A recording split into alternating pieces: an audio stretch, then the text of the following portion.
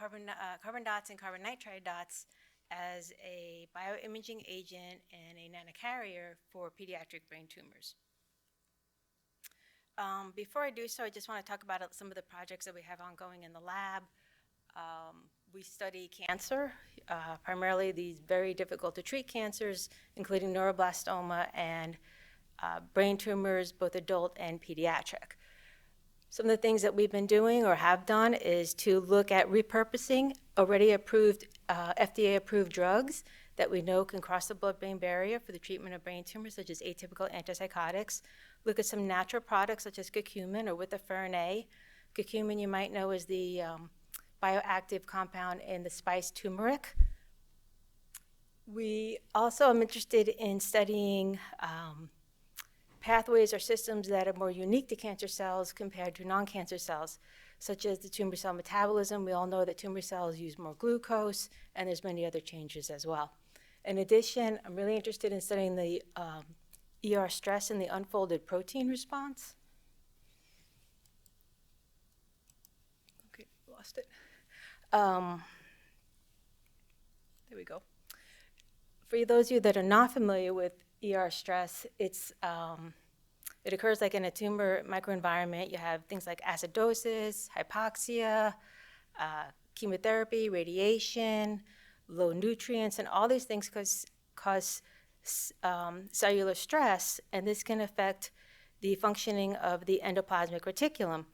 What happens is you end up getting the proteins normally folded in the ER they're not folded correctly, and you end up with an increasing amount of unfolded or misfolded proteins. This initiates an adaptive response known as the unfolded protein response, which aims to mitigate these concerns. It decreases the production of more proteins. It increases the expression of specific proteins known as molecular chaperones, GRP78 and GRP94, to help protein folding. It increases the degradation of the unfolded proteins. And this has been shown to be dysregulated in tumors, especially brain tumors. And as a matter of fact, the GRP78 is overexpressed in brain tumors and is associated with a poor prognosis. Okay, so in addition to that, some of the things more of what I'm going to talk about today is along the lines of drug discovery and drug delivery. So some of the things we've been doing is looking at exploring structural variants to some of the molecules, such as curcumin. We previously looked at curcumin and looked at its effect on glioblastoma stem-like cells that we generated from patients' tumors. And we found that the curcumin had an IC50 of about 25 micromolar. That's incredibly high. You're not going to get that in the brain. So what we've been doing is modifying the curcumin, the structure of the curcumin molecule, and the first round we looked at a series of 19 different molecules, and we found about 4 of them that were about 10-fold better. We've now modified the most effective one of those, and we've gotten it down to another 10-fold more effective. So we're at now 100-fold more effective than curcumin, and we're pretty excited about that. Also because it didn't seem to have any effect on normal mesenchymal stem cells. So another drug that we're looking at modifying is 3PO. It's an inhibitor of the glycolytic pathway of a certain enzyme called PFK-FB3.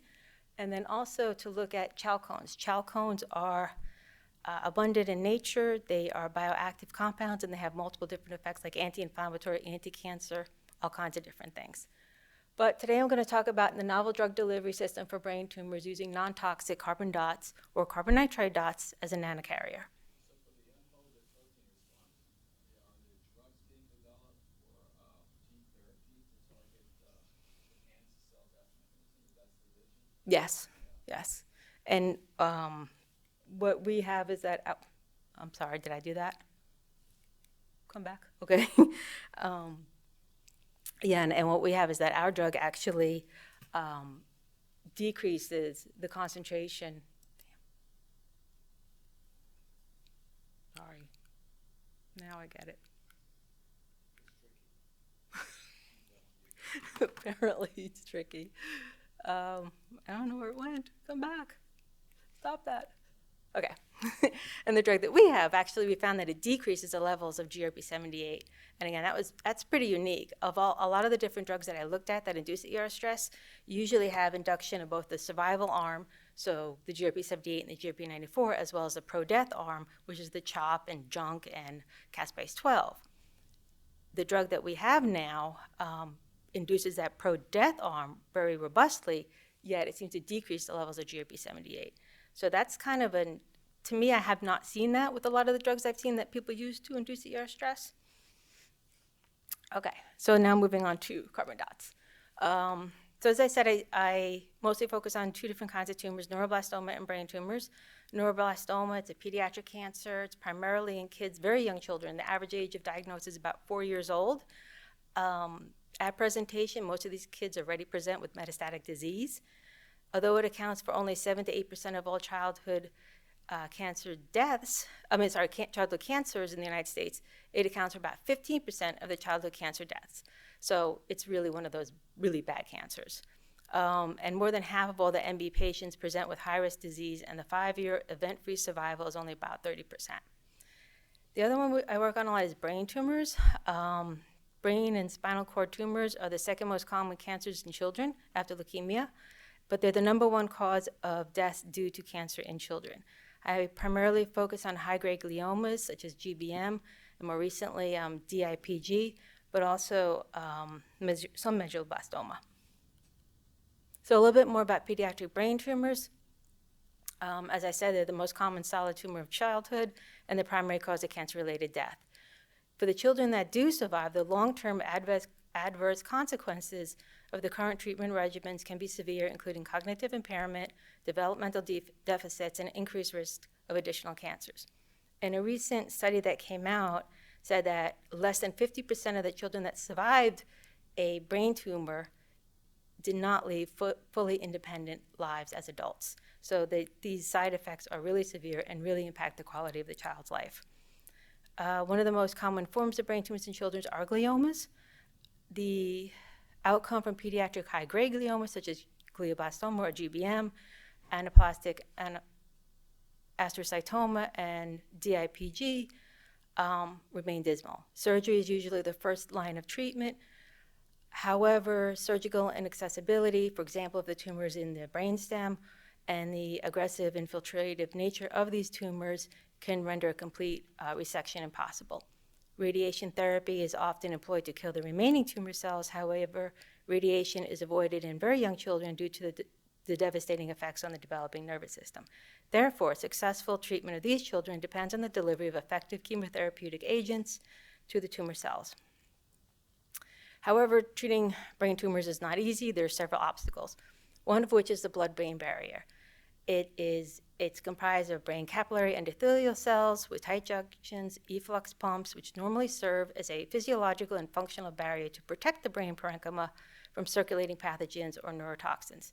However, it also limits the entry of most small molecule and biologic therapeutics to the brain from the circulation, preventing them from achieving therapeutic concentrations. Another obstacle in these tumors, especially such as GBM, is the tumor heterogeneity. That is, that not all cells within the tumor express the same genes at the same time or demonstrate the same response to treatment. This can then lead to drug resistant, tumor recurrence, and ultimately patient relapse. And again, as I talked about before, a lot of the severe significant side effects. A lot of the drugs they use for children, they deliver systemically.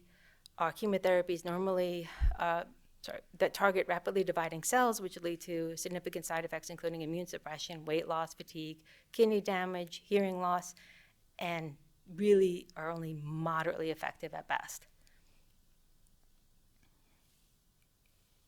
Okay, I missed one? No. All right, so our long-term goal is to develop a drug delivery system or a nanomedicine able to cross the blood-brain barrier and deliver multiple anti-cancer drugs directly to tumor cells to significantly improve treatment outcomes while simultaneously, we hope, improve the child's quality of life.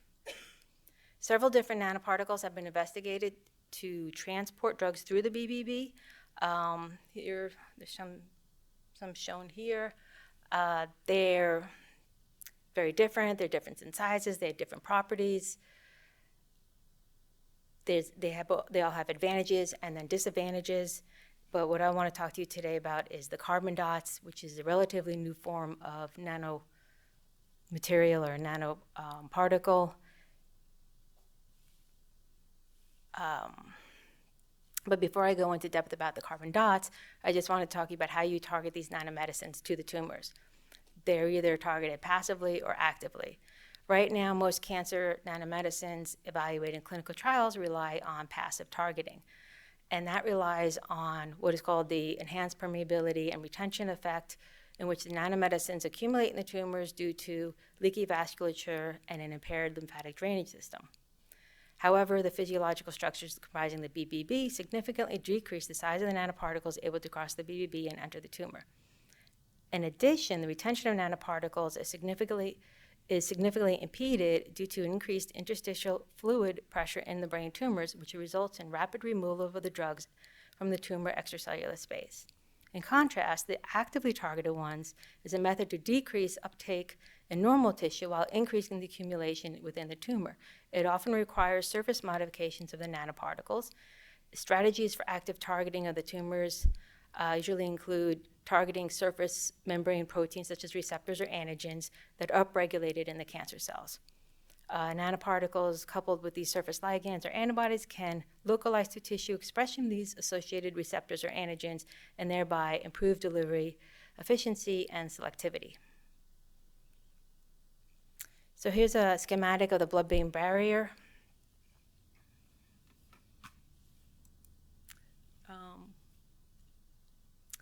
And primarily there's the three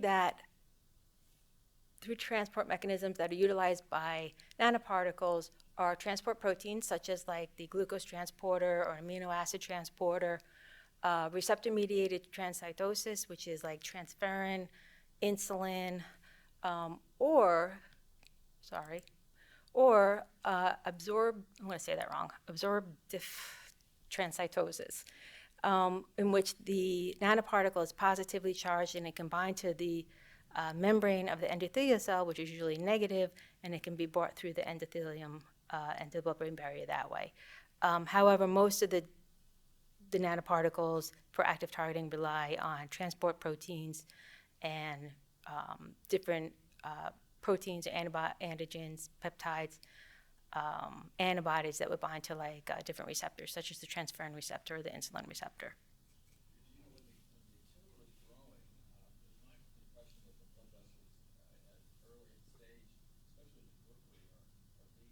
Yes.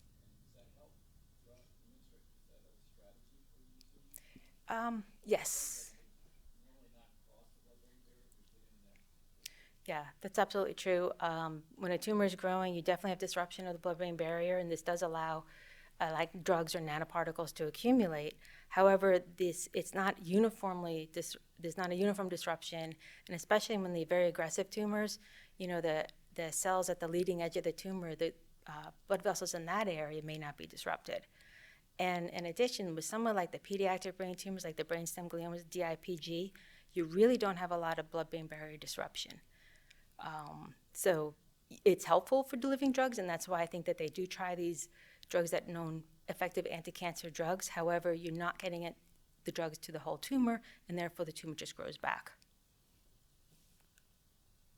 Okay, so carbon dots. Carbon dots are small spherical carbon nanoparticles. In vivo studies have shown these to be non-toxic, highly biocompatible. They have excellent photoluminescent properties. Usually they can fluoresce in multiple different wavelengths. Usually most of them fluoresce in the blue-green range, but more recently carbon dots are being developed to fluoresce in the red and near infrared range. They can be functionalized very easily, which is important for the addition of targeting ligands or your different drugs. They're inexpensive, and they have the capability for large-scale production. And we believe that the C dots possess several favorable characteristics for successful brain tumor drug delivery. Carbon dots are synthesized two ways. The first is a top-down, and basically you take a larger carbon material and you cut it down into these small carbon dots. The other way is called the bottom-up approach, and you take small molecules, such as like acetic acid for a carbon source and something else, and you combine those to form your carbon dots. I wish I could say that there's like, top-down approach, you end up getting more fluorescent carbon dots, or the carbon dots can cross the blood-brain barrier, but there's no steadfast rules. It seems to me, in general, the bottom-up approach, there's a little bit more flexibility, and you can kind of fine-tune what you end up with in the sense of fluorescence or for functional groups that you might need. Characterization of C dots and C dot conjugates. This is done in Dr. Roger LeBlanc's lab. This is a collaboration between his lab and mine. I put this up there in case you're interested in it. It's just basically they do a lot of different, they purify, they characterize these things. They use FTIR and XPS to characterize the functional groups, UV vis and fluorescence spectroscopy for their photoelectronic properties, TEM and AFM to determine C dot size and morphology. And then for the conjugates, they use UV vis absorption, X-ray photoelectron spectroscopy, and MALDI-TOF to confirm the presence of targeting ligands and the drugs, and to get a relative estimate of the number of each molecule. So one of the things we're, of course, interested in is, can the C dots cross the blood-brain barrier? To do that, we've been using a zebrafish model. Lately, the interest in using a zebrafish for brain tumors or blood-brain barrier has been increasing, and it is a promising in vivo model for assessing delivery of nanoparticles and our novel drugs across the blood-brain barrier. It possesses a BBB, which is functionally and structurally homologous to humans. The BBB is established by 3-day post-fertilization. The larvae are transparent, so easily, with a fluorescent nanoparticle, you can easily see if it's crossed or not. And it's advantageous model because it's their small size, rapid generation, low cost, and the potential for high throughput drug screening. So the initial experiments we did, we were done with these black carbon dots. So this was the bottom-up approach, top down, bottom up. In which the carbon powder was cut down into the carbon dots. These carbon dots, however, formed this way, are not very fluorescent. So in order to see whether or not these could cross the blood-brain barrier, they were either conjugated to FITC, so they could be visualized, or conjugated to a fluorescently labeled transferrin, and then injected into the heart of the zebrafish, which is, why do I keep doing that? Sorry.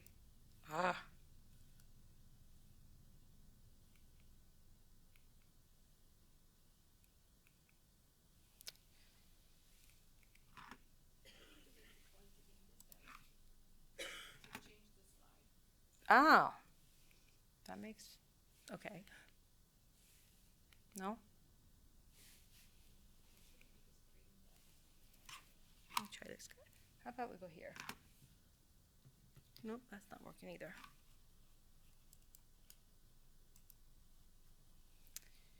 That's aggravating.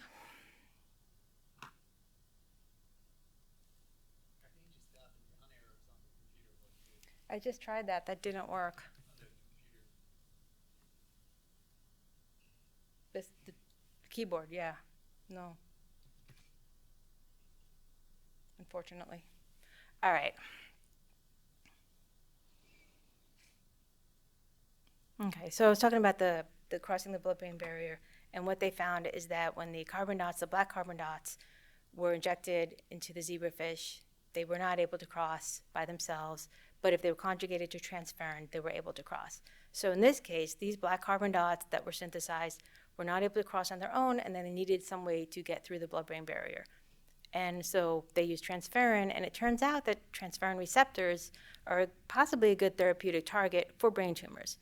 These receptors are expressed or increased in both proliferating and malignant cells, including brain tumor cells. There's high transferrin receptor expression, correlates with the worst outcomes, especially for glioblastoma. They're highly expressed in cancer stem cells and are involved in cancer stem cell maintenance. Currently, transferrin receptor is one of the most commonly targeted receptors for the delivery of therapeutic agents across the BBB, and multiple transferrin receptor targeted drug delivery systems have been developed, and many are in clinical trials. On the top right there are some of the cell lines the initial cell lines that we used, included GBM, ATRT, and medulloblastoma. And we looked at, there's a Western blot there showing you the transferrin receptor expression in those cells. We subsequently went back and looked at the expression in other pediatric brain tumor cell lines by immunocytochemistry. Okay. So again, we were using these black carbon dots. So to functionalize them to cross the BBB, we needed to conjugate to transferrin. And for an anti-cancer effect, we used the chemotherapy doxorubicin. Very effective anti-cancer chemotherapy, yet it does not cross the BBB. The carbon dots can be modified easily through a classical EDC and HS coupling reactions. Briefly, the carboxyl groups on the carbon dots are activated, and then you add in transferrin, that attaches, and then you add in your drug doxorubicin, and that attaches. And again, these are then purified and subjected to all these different characterization process.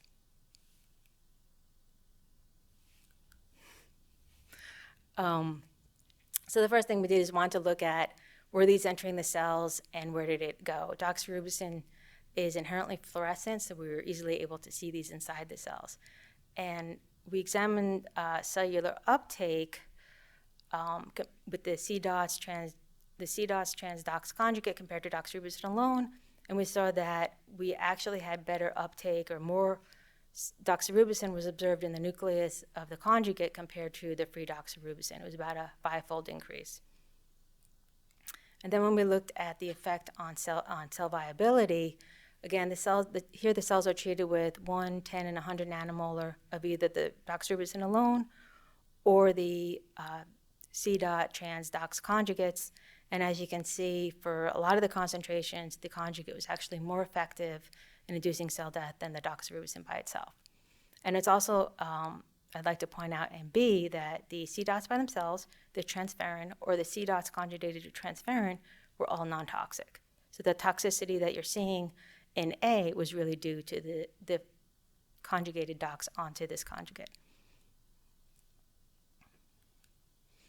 Okay. However, we know that one drug is not going to combat tumor heterogeneity. At best, we should at least try to deliver 2 drugs. And as a proof of principle, we chose to start with temozolomide, which is an alkylating agent, induces DNA damage, and epirubicin, which is an isomer of doxorubicin, also induces basically DNA damage. It also generates ROS. And previously been shown that combining temozolomide with anthracyclines has shown to be effective both in vitro and in vivo in some different cancers. So overall, here's a kind of a scheme of what we did. It's showing the carbon dots conjugated to transferrin and then to the first drug, which is epirubicin, and the second drug, temozolomide.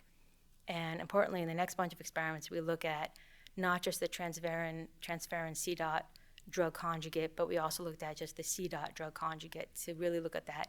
What's the effect of having that transferrin there?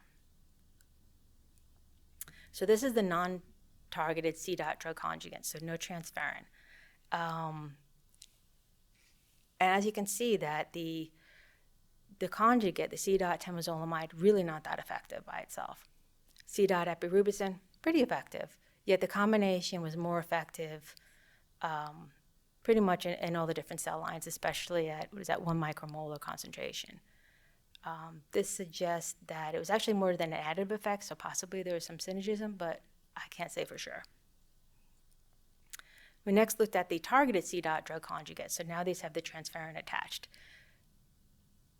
We actually were able to get much more cell death with the addition of transferrin, so you're looking at concentrations here ranging from 10 nanomolar to 100 nanomolar, whereas before you were looking at micromolar concentrations. And again, the same thing, temozolomide, not tons of cell death by itself, yet the epirubicin, fairly effective, but the combination was more effective, especially if you look at the concentrations I circled.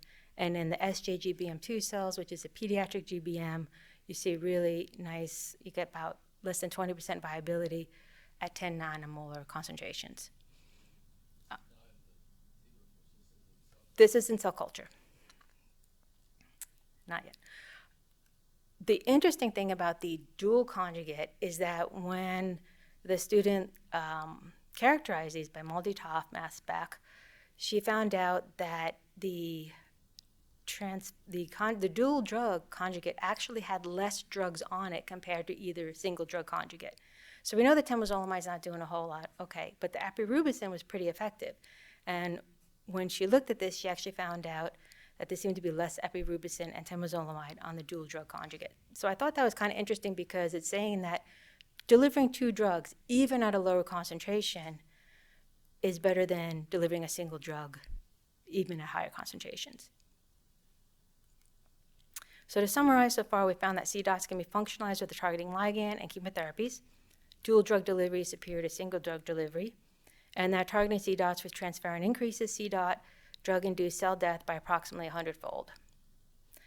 However, to optimize tumor targeting drug delivery and improve safety, drug delivery systems need to be designed for imaging. To increase C dot fluorescence, you can do something called heteroatom doping, and that means that you're putting foreign atoms into the production of the C dots. Various heteroatoms used include nitrogen, sulfur, boron, and so forth, and these can improve the fluorescent properties to allow the C dots to be used for other applications. Nitrogen, we use nitrogen, and so the C dots that were formed, we're calling them carbon nitride dots, or CNDs, and so it's a subclass of the carbon dots. And similar to carbon dots, the CNDs possess favorable characteristics such as nano size, good water dispersibility, high photoluminescence. They're non-toxic and have good biocompatibility, which then allows them to be used in biological and medical applications. To generate these nitrogen-doped C dots, the student chose 4 different nitrogen-containing molecules, one of which is like urea, selenuria, and some other ones. And she definitely found that when she made these C dots and did the characterization, we saw a red shift in the fluorescence. And you can see that on the right. And then we wanted to actually look at the fluorescence inside the cells and look at the location of this. And this was really interesting. We saw that these CN dots, or CNDs, preferentially seem to enter cancer cells. If you look, there's SJGBM2 on top, and those are the pediatric GBM, and on the bottom are your HEC293, which are your human embryonic kidney cell line. The concentration tested here, we did not see any uptake in the HEC293 cells, but we saw much brighter fluorescence was observed in the pediatric GBM.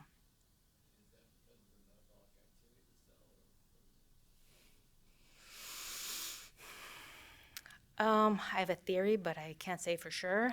I'll get to that. Right now I can say I don't know, except that that's what we observed. We did kind of then try to look at how the C dots were entering, the CN dots were entering into the cells, and we looked at co-localization of markers of early endosome and then lysosomes.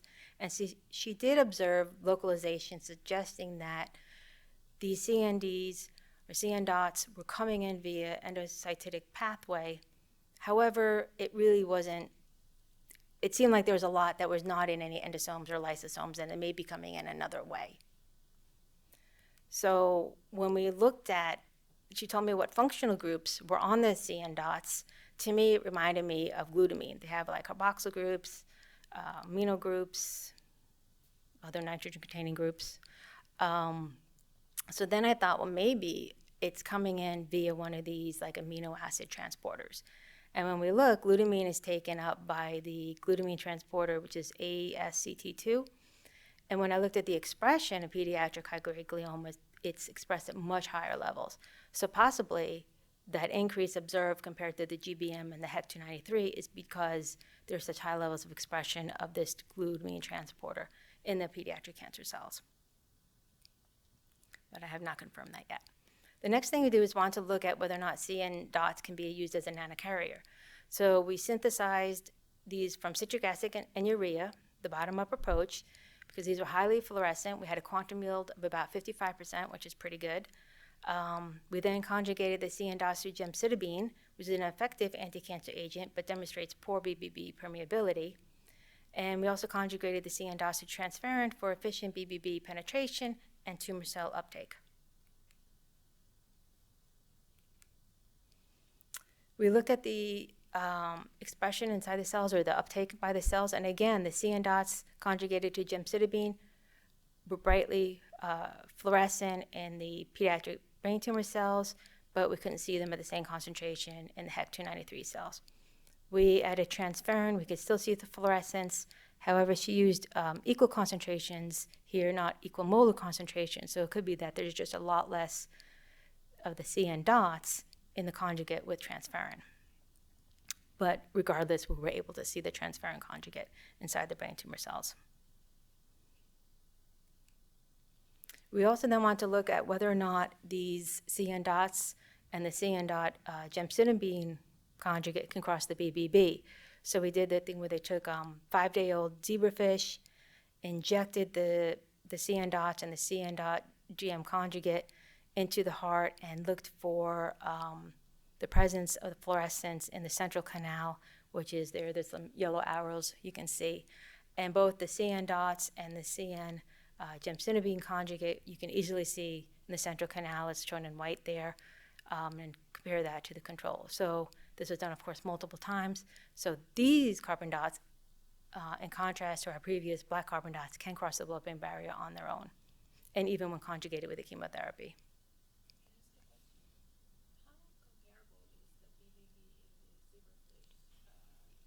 It's right. It's not perfect. It's not exact, obviously. Mouse would be closer, yet this is better than like an in vitro model, but it's pretty comparable. There's a lot of the same structures. Okay, so then we looked at how the killing of how the CN dot gemcitabine conjugates, how effective they were in killing pediatric brain tumor cells. And if you look here, the SJGBM2 cells are shown in blue. I know the pediatric GBM cell line, CHLA200, is shown in red. And the HEC-293 cells, the kidney cells, were shown in green. And as you increase concentration, this time going from right to left, you can see that you have an increase in or loss of viability in the pediatric brain tumor cells, but not in the kidney cells, suggesting, again, the selectivity we saw with uptake into the cells is the same thing is happening here. We're getting less cell death with the HEC-293 cells. And these were at concentrations of 10 to 1 micromolar. We next looked at the selective tumor cell killing, the targeted, the transferrin CN dot gemcitabine conjugate. And again, same thing, you're looking from right to left, increasing concentrations, and you kind of see the same thing, that as you increase concentrations, especially if you look at the 10 nanomolar, you have you really see a nice loss of viability with the pediatric GBM cell lines, but not the HEC-293. As you increase in concentration, though, you do see death of the HEC-293 cells. So you have maybe like your therapeutic index, maybe 10-fold better. Okay, to summarize these results, we show that CN dots and CN dot conjugates demonstrate tumor cell selectivity. CN dots and CN dot conjugates are ready-missive. CN dots and CN dot conjugates readily cross the BBB. And both CN dot gem and CN dot gem trans induce more cell death in cancer cells versus the human embryonic kidney cells. And similar to C dots, targeting CN dot with transferrin increases the CN dot drug-induced cell death by approximately 100-fold. So again, having that targeting ligand increases the uptake of the nanoparticle and the cell death. So I'm going to briefly talk a little bit about future ongoing experiments. We'd like to determine the effect of these C dots and the CN dots in vivo, both in zebrafish models and mouse orthotropic brain tumor models. We're currently working on the zebrafish model now. We want to synthesize and characterize highly fluorescent near-infrared C dots so that I can do imaging in mouse to, not just deliver the drugs, but see where the C dots go. To determine also the potential of using additional tumor-specific targeting ligands, such as PEP1, which targets the IL-13 receptor alpha-2. IL-13 receptor alpha-2 is highly expressed on pediatric brain tumor cells, but minimally expressed on normal brain tissue. So it may be an ideal target for treating these brain tumors. The next would be to develop a C dot drug delivery system for neuroblastoma. we're doing this. We're using MIBG as a targeting ligand for the neuroenephrine transporter, which are highly expressed in neuroblastoma.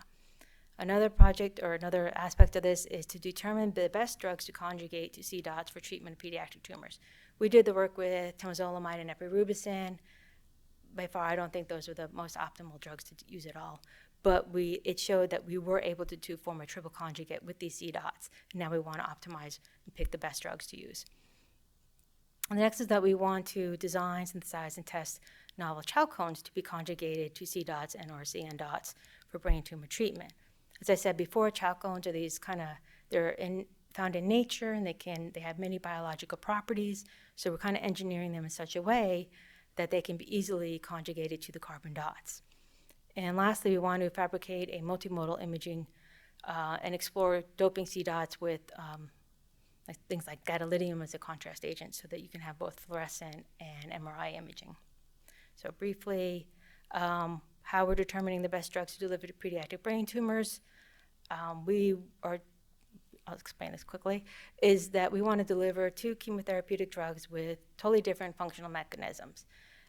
We kind of hypothesized that this would decrease the likelihood that the cancer cells would develop drug resistance and therefore significantly improve therapy, the efficiency. As of now, there's substantial progress has been made toward understanding the biology and the genetic landscape of the high-grade gliomas, pediatric high-grade gliomas. And recently, there's been a shift toward developing therapies targeting the specific genetic and epigenetic core signaling pathways underlying the malignant pathogenesis. Identification of chromatin machinery mutations, such as the H3K27M mutation in DIPG, has stimulated research targeting epigenetic regulars, including histone deacetylases, or HDACs, and bromodomain and extraterminal motif, or BET proteins. Lastly, growth factor amplification and PI3 kinase mutations suggest targeting the PI3-AKT pathway as well. Therefore, we propose to combine a conventional cytotoxic chemotherapy such as gemcitabine or doxorubicin, one that we know is pretty effective at nanomolar concentrations, with a more targeted therapy such as a BET or HDAC or PI3 kinase inhibitor. What we're doing is using a dose response matrix so that you're treating in increasing concentrations basically along 2 axes,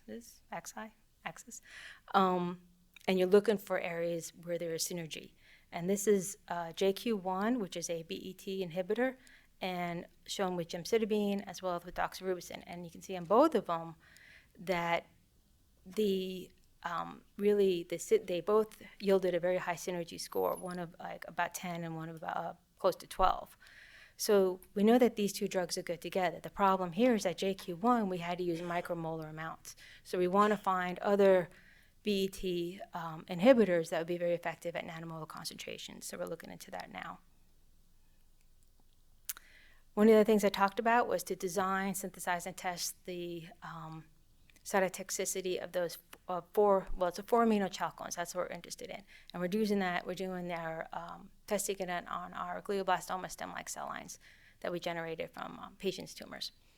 We're using a 4 amino because that amino group is our handle that we can easily attach it to the carbon dot. So far we've looked about, I think we're up to like, I don't know how many, maybe 20 different chalcones, and a few of them are shown there on the bottom. Some of them, IC50 is not so great. Some of them, okay, about 5 or 4. And more recently, we found a little bit more effective ones. However, the great thing about having that handle, that 4 amino handle, is that these can easily be conjugated to either C dots or CN dots because they're conjugated to that carboxylic acid functional group. And when we did that we actually did increase, similar to what we saw before, that when you have a transferrin C dot with any drug, you increase the toxicity of that drug. Again, we saw like a 100-fold increase. And lastly, one of the things we want to talk about is that we're trying to develop a tumor-tropie carbon nitride dot drug delivery system for bimodal imaging and drug delivery to brain tumors. So to do that, we're actually taking those CN dots and doping them with gadolinium as well as nitrogen. this would allow us to combine two imaging methods, fluorescence and MRI. Fluorescence imaging has high sensitivity to label and detect pediatric cancer cells in the target tissue, while MRI provides high 3D spatial resolution and deep tissue penetration. We have generated these C dots, and we're in the process of testing them. As it is right now, MRI remains the most common imaging modality used to evaluate CNS tumors. However, there's one of the biggest concerns in radiology in recent years is the safety of the gadolinium-based contrast agents. Gadolinium ions are highly toxic in its ionic form, interfering with calcium channels and protein binding sites. Therefore, gadolinium is administered in a chelated form, and there's some concern of whether or not the ions can dissociate and cause toxicity, or whether these gadolinium ions remain in the tissue. We think that embedding them into a C dot will kind of mitigate some of these concerns, and that the C dot gadolinium will be just eliminated through the body, would be kept intact and be eliminated through the kidneys. We didn't do this, but there's a few labs that did look at doping using gadolinium to dope their C dots, and what they found was actually really interesting. They found that the gadolinium-doped C dots are actually a better contrast agent than the commercially available contrast agent. They tested theirs in a 3 Tesla MR scanner, and we do have one of those here. It's actually like one for large animals or people, but we'll be able to look at our C dots versus the contrast agent by itself, and as well as like treat cells and look at the effect within cells. We're still waiting on getting that small animal MRI scanner. I'm hoping next year gets one, but that would be great. Then we can really test these in vivo and look at the effects. Really? Yeah, Any hope or? Always hope. All right. I just want to acknowledge people in neurosurgery, Dr. Vani, Komatar, of course, Winston. We couldn't function without Winston. And in the Department of Chemistry, Dr. LeBlanc, and people in his lab, Eduardo, who makes all the different drugs, former postdoc Zilli, another postdoc Etrin, and Sagini and Piumi for their work I showed a lot of their work, the C dots and the C dots with the triple conjugate. And then Suraj is working on the neuroblastoma model. And also like to thank, especially I thank a lot of my volunteers who have worked on this in the past. My more recent volunteers have been working hard. Freddie Vallejo, Athena, Carolina, Anastasia. Anastasia actually just presented some of our work, and she was tied for first prize in an undergraduate research symposium. And also I'd like to Sabrine and Meghana and Joseph, our current students. And Meghana actually just received a small grant, and we're going to use that to study, to help determine the best 2 drugs to combine for our drug delivery. And then the funding sources. Mostly I'd like to thank the Mystic Forest Foundation and my other funding sources. Thank you. Any more questions?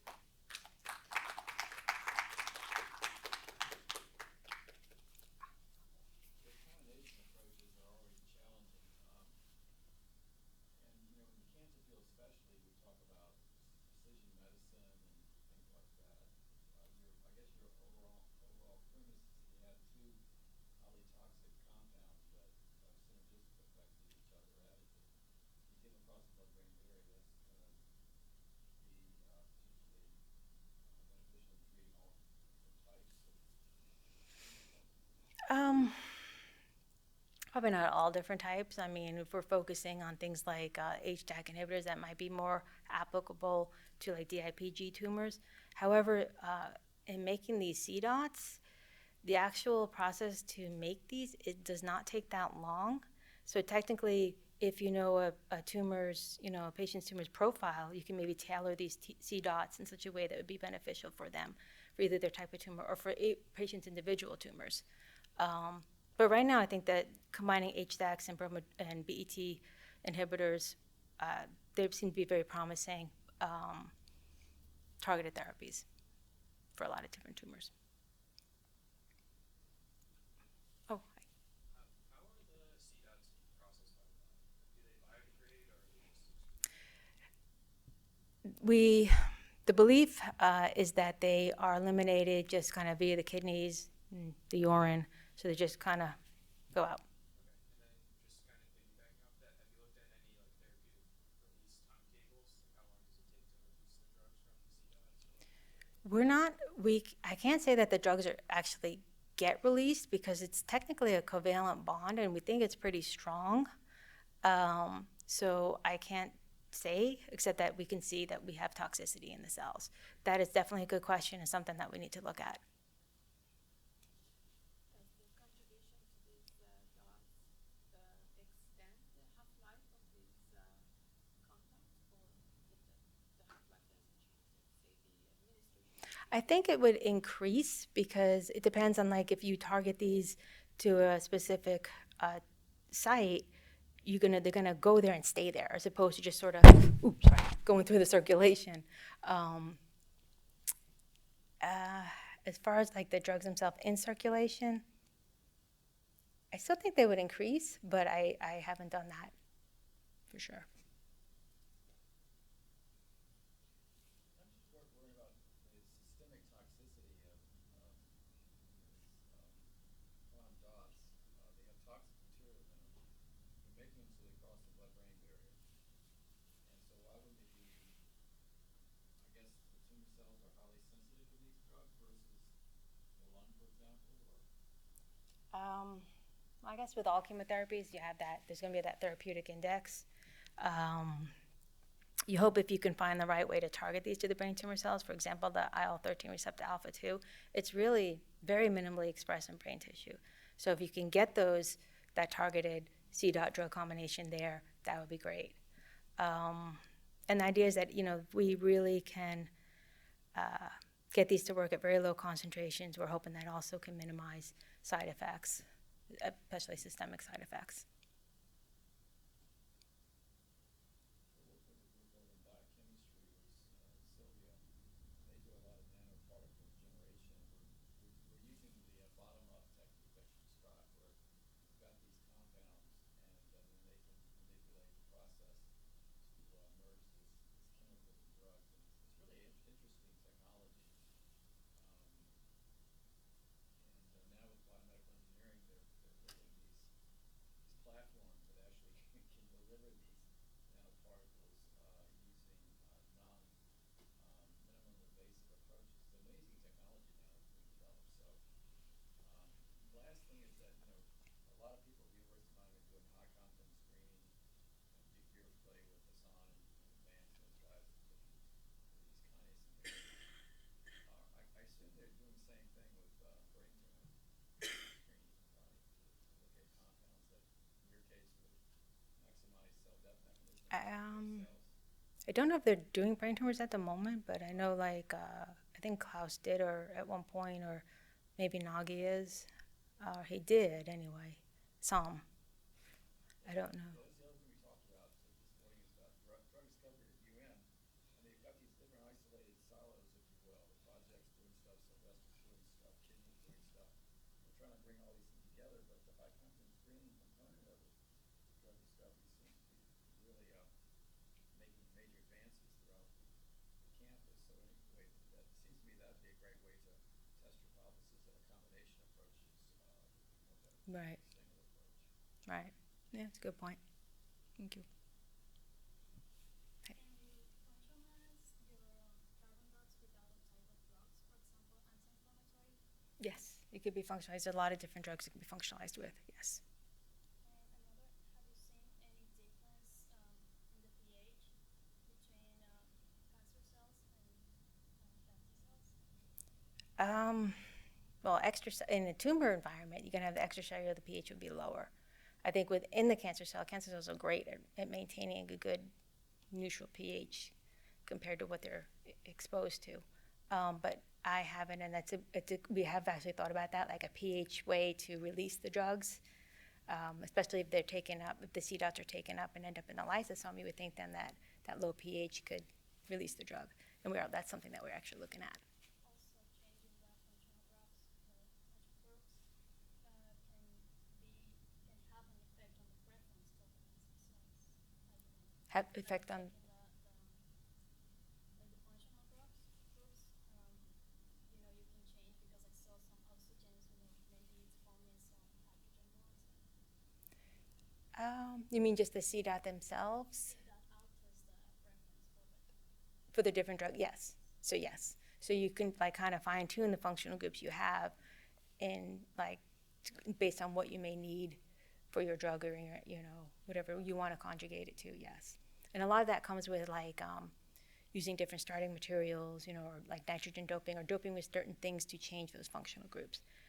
For example, the simple black carbon dots have a lot of carboxyl groups, whereas the nitrogen doped carbon dots or carbon nitride dots have different functional groups. So you can really modify that. And again, this is still this field is pretty young. There's still a lot that is not known and is still being explored, So I think there's a lot of potential here.